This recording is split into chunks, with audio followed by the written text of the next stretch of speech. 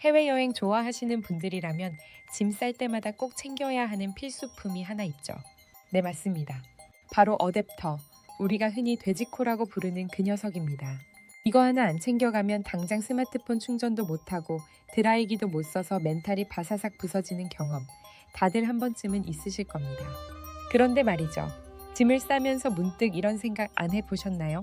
아니, 도대체 왜 전 세계가 그냥 하나의 콘센트로 통일하면 될 것을 굳이 나라마다 구멍 모양도 다르고 전압도 다르게 해서 이 고생을 시키는 걸까요?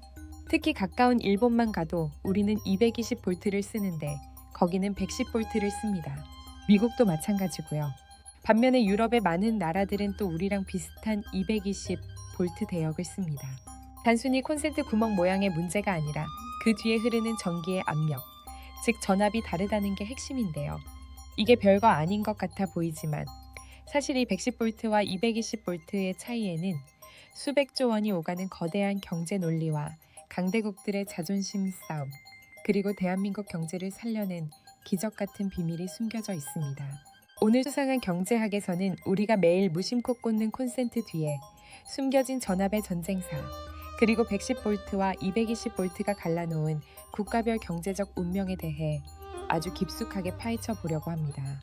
특히 우리 대한민국이 전 세계에서 유례를 찾아볼 수 없는 전력 승합 사업을 통해 어떻게 국가 경쟁력을 퀀텀 점프 시켰는지 그 비하인드 스토리를 듣고 나면 여러분 방에 있는 콘센트가 조금은 다르게 보이실 겁니다.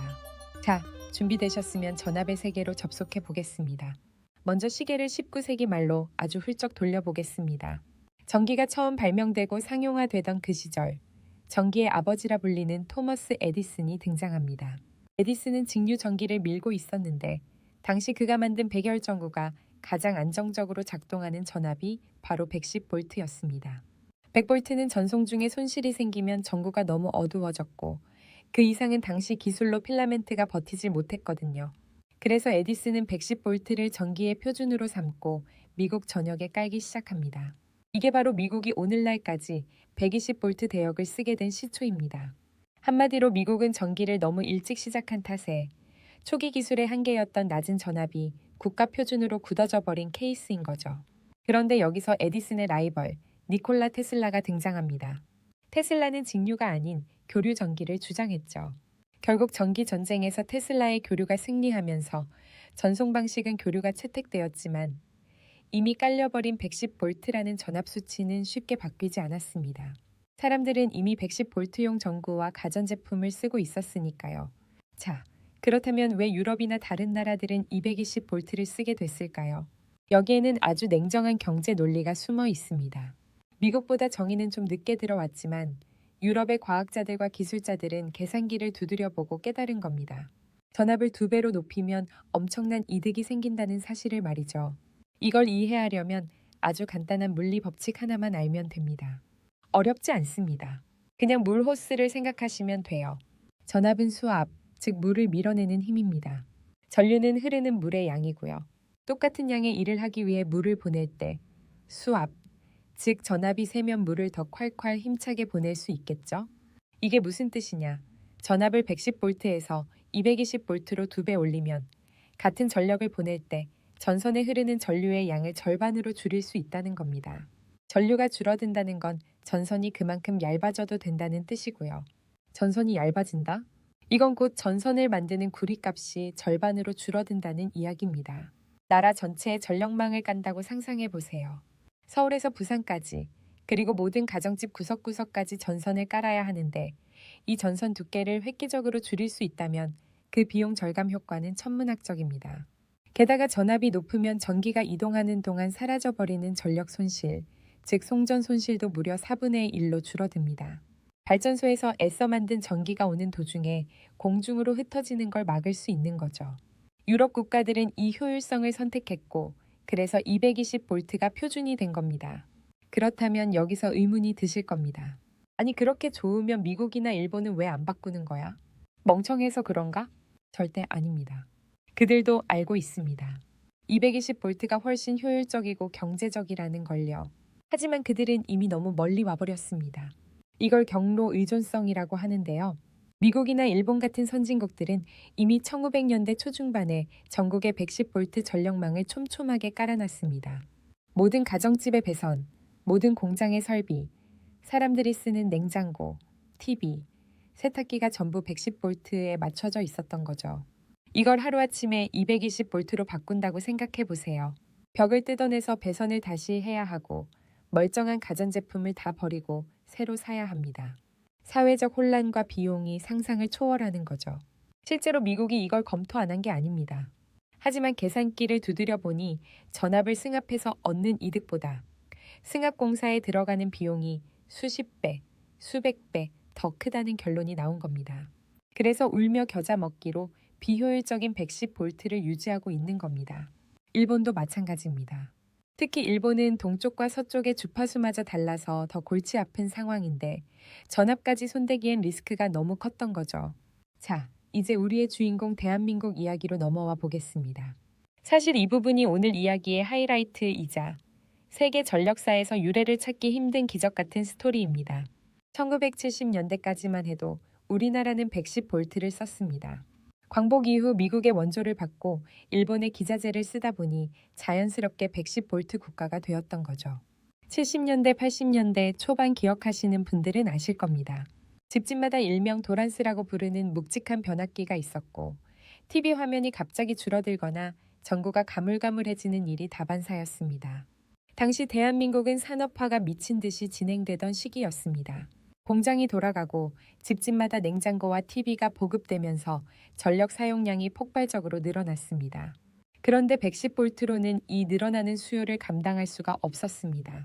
전선에 과부하가 걸리고 전력 손실이 너무 심해서 발전소를 아무리 지어도 전기가 부족한 지경에 이른 겁니다. 이때 정부와 한전은 정말 목숨을 건 결단을 내립니다. 이대로는 안 된다. 대한민국 전체의 전압을 110V에서 220V로 싹 다 바꿔버리자. 이름하여 220V 승합 사업. 말은 쉽죠. 하지만 이건 사실상 불가능에 가까운 미션이었습니다. 이미 사람들이 살고 있고 전기를 쓰고 있는데 살아있는 전력망의 혈관을 교체하겠다는 거니까요. 미국도 일본도 포기했던 그 일을 당시 개발도상국이었던 한국이 하겠다고 나선 겁니다. 1973년에 시작된 이 사업은 무려 32년 동안 이어져서 2005년에야 끝이 났습니다. 이건 단순히 공사만 한다고 되는 게 아니었습니다. 한전 직원들이 전국의 모든 가정집을 일일이 방문해야 했습니다. 문을 두드리고 들어가서 110V 전구를 빼고 220V 전구로 갈아 끼워주고 낡은 배선을 교체하고 돼지코 구멍이 안 맞는 가전제품을 위해 무료로 개조 작업을 해줬습니다. 혹시 기억나시나요? 옛날 집들 보면 콘센트 구멍이 2개씩 있었던 거. 하나는 110V용 납작한 구멍, 하나는 220V용 둥근 구멍. 그게 바로 이 승합 사업의 과도기에 있었던 흔적입니다. 32년 동안 투입된 돈만 1조 4천억 원, 연인원 757만 명이 동원된 단군 이래 최대의 전력 프로젝트였습니다. 그렇다면 이 무모해 보였던 프로젝트의 결과는 어땠을까요? 한마디로 대박, 아니 초대박이 났습니다. 현재 대한민국은 전 세계에서 가장 질 좋은 전기를 가장 효율적으로 공급하는 나라 중 하나가 되었습니다. 경제적 효과를 따져볼까요? 전압을 220V로 올리면서 송전 손실률이 획기적으로 줄어들었습니다. 줄어든 손실 전력만 매년 40억 킬로와트시가 넘습니다. 이게 감이 잘 안 오실 텐데 쉽게 말하면 제주도 전체가 1년 동안 쓰고도 남을 전기를 그냥 전압을 올린 것만으로 공짜로 얻게 된 셈입니다. 돈으로 환산하면 매년 수천억 원 이상의 이득을 보고 있는 거죠. 더 무서운 건 건설 비용 절감입니다. 만약 우리가 계속 110V를 썼다면 늘어나는 전력 수요를 감당하기 위해 발전소를 훨씬 더 많이 지어야 했을 겁니다. 원자력 발전소 몇 개를 더 짓고도 남을 비용을 아낀 겁니다.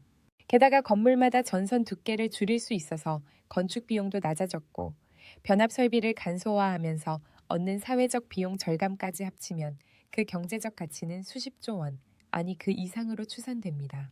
일본의 전문가들이 한국의 이 승합 사업을 보고 혀를 내둘렀다고 합니다. 아이론적으로는 우리도 알아.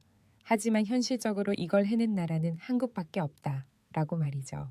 미국과 일본은 지금도 110V 체계 때문에 전력 손실이 크고 고전력 가전제품을 쓰는데 제약이 많습니다.